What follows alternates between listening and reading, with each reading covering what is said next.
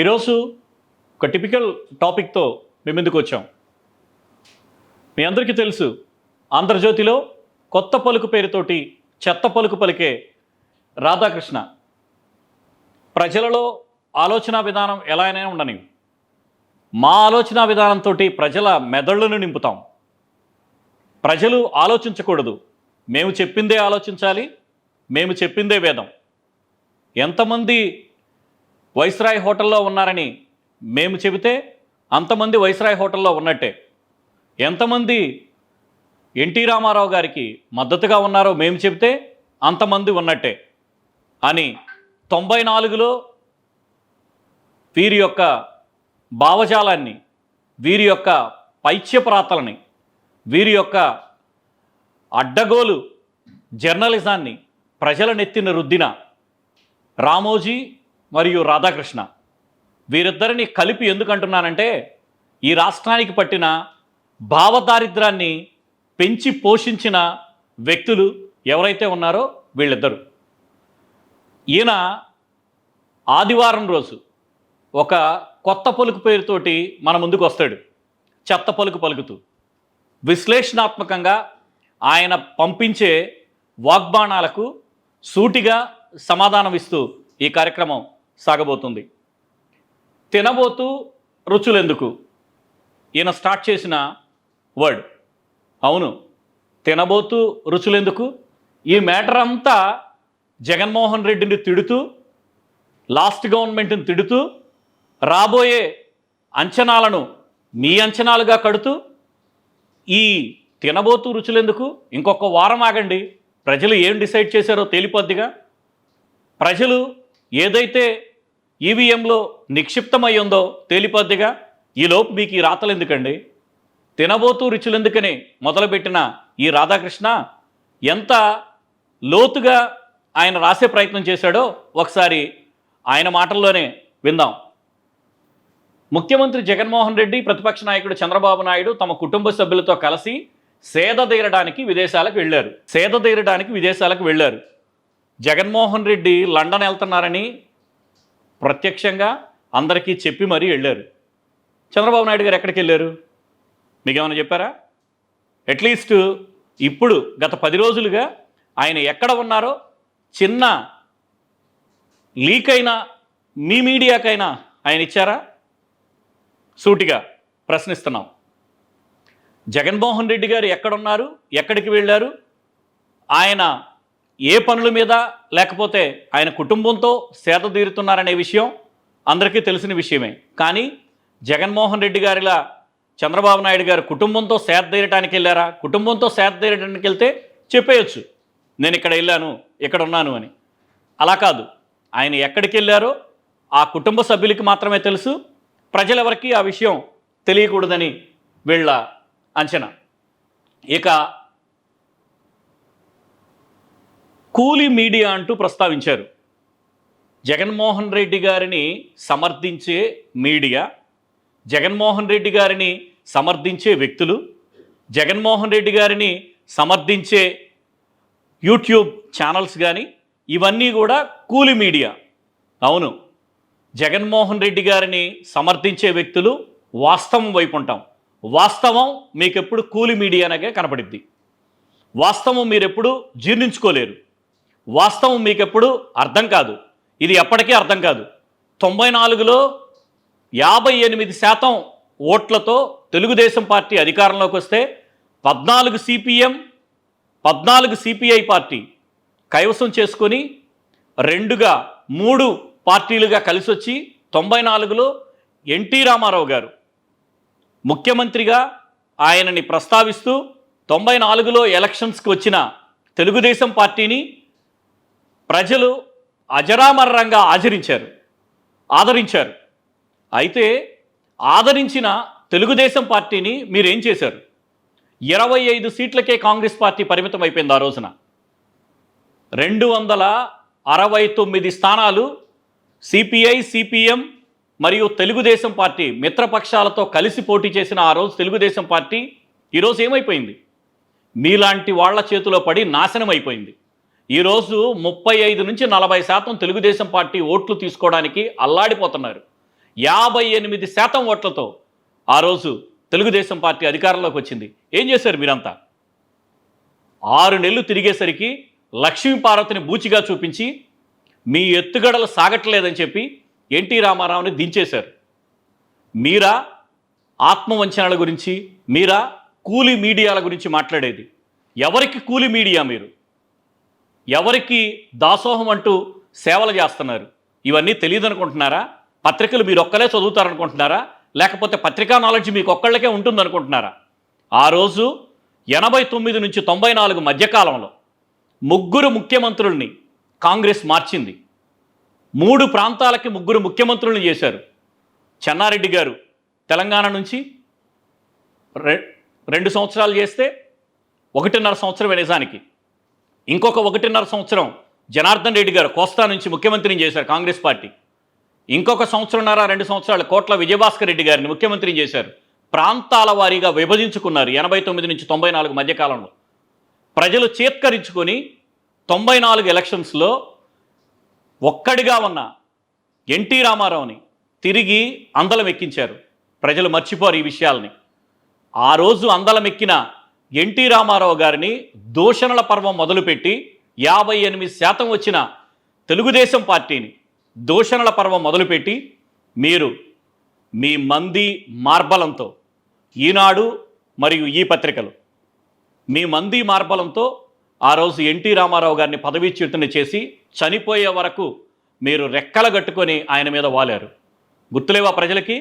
ఏమనుకుంటున్నారు? ఆత్మవంచన చేసుకున్న మీడియా ఎవరిది? మీది ఆత్మవంచన చేసుకున్న మీడియా. 99లో గెలిచిన పార్టీల్ని విడిచిపెట్టి 99లో సిపిఐతో కాకుండా 99లో మళ్ళీ బీజేపీ పంచన చేరి వెళ్ళి ఎలక్షన్స్కి వెళ్ళింది ఎవరు? చంద్రబాబు నాయుడు. ఆ రోజున ప్రజల మద్దతు కూడగట్టుకొని వెళ్ళామని చెప్తున్నారు. 94 ఎలక్షన్స్ తర్వాత తెలుగుదేశం పార్టీ దిగజారుతూనే వచ్చింది. 94 ఎలక్షన్స్ తర్వాత 98లో ఎలక్షన్స్కి, 99లో ఎలక్షన్స్కి కాస్తంత దిగదుడుపు అత్తెసురు మార్కులతో, దిగదుడుపు మార్కులు అత్తెసురు అసెంబ్లీ సెగ్మెంట్స్తో గెలిచి 99లో గవర్నమెంట్ ఫామ్ చేశాడు చంద్రబాబు నాయుడు. మర్చిపోలేదా? 99లో గవర్నమెంట్ ఫామ్ చేసిన అనంతరం వారు 2004 ఎలక్షన్స్కి వచ్చేటప్పటికి మీరే ప్రస్తావించారు అనేకమైన విషయాలు. 2004 ఎలక్షన్స్కి వచ్చేసరికి ఉద్యోగుల్లో వ్యతిరేకత వచ్చింది. ఉద్యోగుల్లో వ్యతిరేకత వచ్చింది కాబట్టి ఆ రోజు చంద్రబాబు నాయుడు ఓడిపోయారు అని. ఉద్యోగుల్లో వ్యతిరేకత కాదు, ప్రజలలో విపరీతమైన వ్యతిరేకత వచ్చింది, కరువు వచ్చింది. చంద్రబాబు నాయుడు లాంటి వ్యక్తి పరిపాలిస్తే 4 సంవత్సరాల పాటు బీళ్లు ఎండిపోయిన దృశ్యాలు పల్నాడులో కనపడ్డాయి. నీళ్లు లేక కృష్ణానది అల్లాడిపోయిన పరిస్థితి మీ అందరికీ గుర్తుండే ఉంటుంది.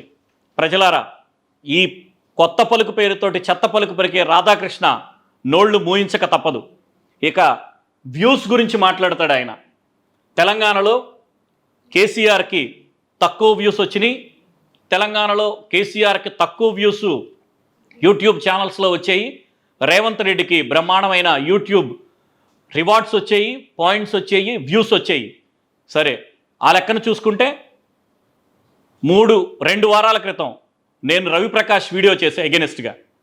నా వీడియోకి ఎంత వ్యూస్ వచ్చినాయో ఒకసారి చూసుకోండి. నేను అనామకుండే. ఆ తర్వాత ఎలక్షన్ ప్రిడిక్షన్ ఇచ్చాను.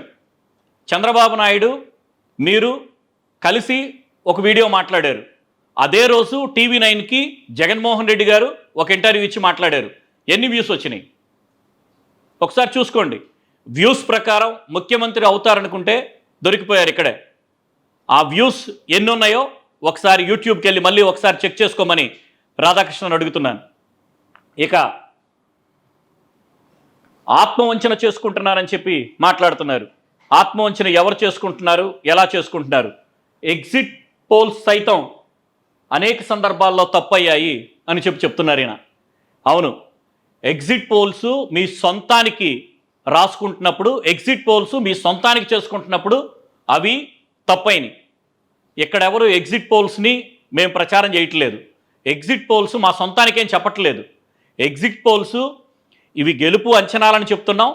గెలుపు అంచనాలు ఏ సంస్థలు ఇచ్చాయో చెప్తున్నాం తప్ప గెలుపు అంచనాలు మా అంచనాలు కాదు. ఎగ్జిట్ పోల్స్ మీ సొంత అంచనాలు కాకుండా చెప్తే మిమ్మల్ని కూడా నమ్ముతారు జనం. మీ సొంత అంచనాల పేరుతో ఎగ్జిట్ పోల్స్ మీరు చేస్తారు. బట్ మేము అలా చేయం. ఎగ్జిట్ పోల్స్ని ఎగ్జిట్ పోల్స్గా ఇస్తాం. ఎగ్జిట్ పోల్స్ని ఎగ్జిట్ పోల్స్గా ఇచ్చినప్పుడు అవి వాస్తవాలైనవి. ఎగ్జిట్ పోల్స్లో మీ అంచనాలను చెప్పినప్పుడే తప్పైనవి. ఒకసారి సరి చేసుకోండి. తర్వాత 2004కు ముందు ప్రజల వద్దకు పరిపాలన ఆకస్మిక తనిఖీల పేరుతో చంద్రబాబు నాయుడు వేధిస్తున్నారని ఉద్యోగులు ఫీల్ అయ్యారంట. వేధించిన మాట వాస్తవమే కదా. 2004లో వ్యతిరేకించిన ఉద్యోగులు ఇప్పటికీ చంద్రబాబు నాయుడు మీద వ్యతిరేకతతోనే ఉన్నారు. 2019లో కూడా వ్యతిరేకతతోనే ఉన్నారు. 2014లో కూడా వ్యతిరేకతతోనే ఉన్నారు. 34 నుంచి 39%, 38, 39%లోనే ఉంది తప్ప తెలుగుదేశం పార్టీ 94లో లాగా మీకు 58% తెలుగుదేశం పార్టీ రావట్లేదు. అర్థం చేసుకోండి. ఎప్పుడైతే మీరు 50% మార్కు క్రాస్ అవుతారో ఆ రోజు ప్రజలు మిమ్మల్ని ఆదరించినట్లు. ప్రజలు మిమ్మల్ని ఎప్పుడో గోడకు ఇసిరి కొట్టేశారు. దయచేసి అర్థం చేసుకోండి. పోయినసారి కూడా 1% డిఫరెన్స్తోనే ఆ రోజున కేవలం 5 లక్షల ఓట్ల తగ్గింపుతోనే జగన్మోహన్ రెడ్డిపై చంద్రబాబు నాయుడు విజయం సాధించారు కేవలం 2014లో. కానీ ఈ రోజున జగన్మోహన్ రెడ్డి ల్యాండ్ స్లైడ్ విక్టరీని నమోదు చేయబోతున్నారు. మీకేమైనా డౌట్గా ఉంటే 4వ తారీఖు చూసుకోండి. ల్యాండ్ స్లైడ్ విక్టరీని నమోదు చేయబోతున్న జగన్మోహన్ రెడ్డి. మీ సొంతానికి రాసుకోమాకండి. మీ సొంతానికి రాసుకొని ఇప్పటికీ పలసబడిపోయారు ప్రజల్లో. పలసబడిపోయిన మీ నాలెడ్జ్ని మళ్ళీ మళ్ళీ మాపై రుద్దే ప్రయత్నం చేయమాకండి రాధాకృష్ణ.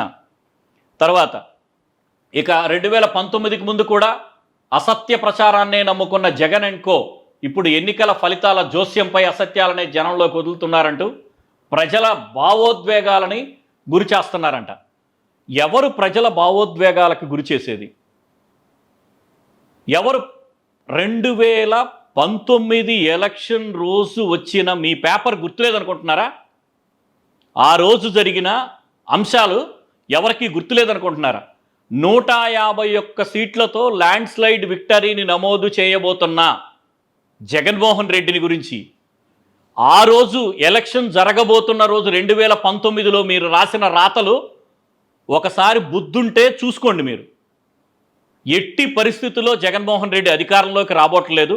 తిరిగి బ్రహ్మాండమైన పట్టం గడుతూ 2019 ఎలక్షన్స్లో జగన్మోహన్ రెడ్డి గారు కాదు, తెలుగుదేశం పార్టీ అధినేత చంద్రబాబు నాయుడు అధికారంలోకి వస్తున్నారు అని చెప్పి ఓటేయబోయే ప్రజలని, ఆ రోజు ఓటు వేయబోతున్న ప్రజలని భావోద్వేగాలకు గురి చేసింది ఎవరు? మీరా? మేమా? సిగ్గుండాలి మాట్లాడటానికి. ప్రజల భావోద్వేగాలతో ఎవరు ఆడుకుంటున్నారు? ప్రతిసారి అబద్ధాలని వండి వార్చి, ప్రతిసారి అబద్ధాలనే అలవాటు చేసుకుంటూ మా అబద్ధాలనే మీరు నమ్మాలి అని బలవంతంగా మెదళ్ళకి ఎక్కించే ప్రయత్నం చేశారు మీరు. అదే ఈ రోజున మీకు విషతుల్యమై విషపాములాగా కాటేస్తుంది. మీరు చెప్పిన దౌర్భాగ్యపు ఆలోచనల్ని ప్రజలు తెలుసుకున్నారు. ఈరోజు మీరు ఒక్కళ్ళే కాదు, ప్రజలతో మాట్లాడుతుంది, ప్రజలతో మమేకం అవుతుంది. ప్రజలు వాస్తవాలను తెలుసుకుంటున్నారు. వాస్తవాలను మీరు కూడా తీసుకోవాలనుకుంటే ఇలాంటి చెత్త పలుకులు మానుకోండి. ఇక 2014 ఎలక్షన్స్లో బొటాబొటి మెజారిటీ మాత్రమే లభించింది. ఎవరికి? కేసీఆర్కి. ఇందిరాగాంధీ హత్యానంతరం 2 విషయాలను ఇక్కడ ప్రస్తావించాడు ఆయన. 50% ఓటింగ్ అనేది ఎప్పుడూ ఎవరికి రాలేదు. 50% ఓటింగ్ అనేది వచ్చిందంటే ఇప్పుడు కూడా రాదు అని చెప్పడం ఆయన ఉద్దేశం. 50% ఓటింగ్ కాంగ్రెస్ పార్టీ స్వాతంత్రానంతరం కూడా 50% ఓటింగ్ నమోదు చేయలేదు. కేసీఆర్ కూడా 50% ఓటింగ్ ఆయన తెలంగాణ తెచ్చానని చెప్పి తీసుకోలేదు. తెలంగాణ తెచ్చానని కూడా ఆయన 50% ఓటింగ్ ప్రజల నుంచి పొందలేకపోయారు. కాబట్టి ఈ 50% ఓటింగ్ లాస్ట్ టైం వచ్చింది వాస్తవం కాదు. 50% ఓటింగ్ మళ్ళీ తిరిగి జగన్మోహన్ రెడ్డికి రావడం అసాధ్యం అని చెప్తున్నారు. చూద్దాం ఎలక్షన్స్ వెరీ నియర్గానే ఉందిగా, వారం రోజుల్లో రిజల్ట్ వస్తుందిగా, ఏం చేస్తారో చూద్దాం. ఇక 2019 ఎన్నికల్లో ఆంధ్రప్రదేశ్లో జగన్ రెడ్డి అశ్రిత పక్షపాతం, భావోద్వేగాలను ప్రేరేపించడం, విమర్శనాత్మక ఆలోచన ద్వారా నశింపజేయడం, వ్యవస్థల పట్ల విశ్వాసం కోల్పోయేలా చేయడం, అసత్యాలను పదే పదే ప్రచారం చేయడం, అందుకోసం సమాజంలో అంతో ఇంతో విశ్వసనీయత ఉన్న వ్యక్తులను వాడుకోవడం వంటి టెక్నిక్లు ప్రయోగించి 50% పైగా ఓట్లు గెలుచుకున్నారు అని చెప్పి రాశారు. దానికి కారణాలు మీరు చెప్పిన కారణాలు కాదు. జగన్మోహన్ రెడ్డి కుటుంబం అంటే రాజశేఖర రెడ్డి కుటుంబం. అది రాజశేఖర రెడ్డి వ్యక్తిగా లేకపోవచ్చు, రాజశేఖర రెడ్డి యొక్క వారసత్వం, ఆలోచన విధానం వాడి కొడుకు రూపంలో సిద్ధంగా ఉంది. వాళ్ళ కొడుకు ఈ రోజున రాజ్యం ఏలుతున్నాడు. ఆయన ఆలోచన విధానంతో ప్రజల అవసరాలను తీర్చే ప్రభుత్వంగా ఈ ప్రభుత్వం ఉంది. 2019లో ప్రచారం చేసేటప్పుడు అదే చేస్తానని చెప్పి ఆయన వాగ్దానాలను, నవరత్నాలను నమ్ముకొని ఆయన ప్రచారం చేస్తూ వచ్చాడు. నవరత్నాలను నమ్మి ఆ రోజు ప్రజలు 2019లో పట్టం కట్టారు. మీరు చెప్పిన ఈ విషయాలన్నీ నమ్మి వచ్చిన జగన్మోహన్ రెడ్డి వాటిని అమలు చేశాడు. చూద్దాం ఏమవుతుందో. అమలు చేసిన వ్యక్తి, నేను మంచి చేస్తే, మీ ఇంటికి మంచి చేస్తే నాకు ఓటేయండి అని చెప్పాడు. మీ ఇంట్లో మంచి జరిగితే నాకు ఓటేయండి అని చెప్పాడు. ఆయన చెప్పిన మాట ఎలా జరిగిందో 4వ తారీఖు మీ బ్యాలెట్ పేపర్లు ఓపెన్ చేసిన తర్వాత మీ మెదళ్ళు మొద్దుబారిపోవడం ఖాయం.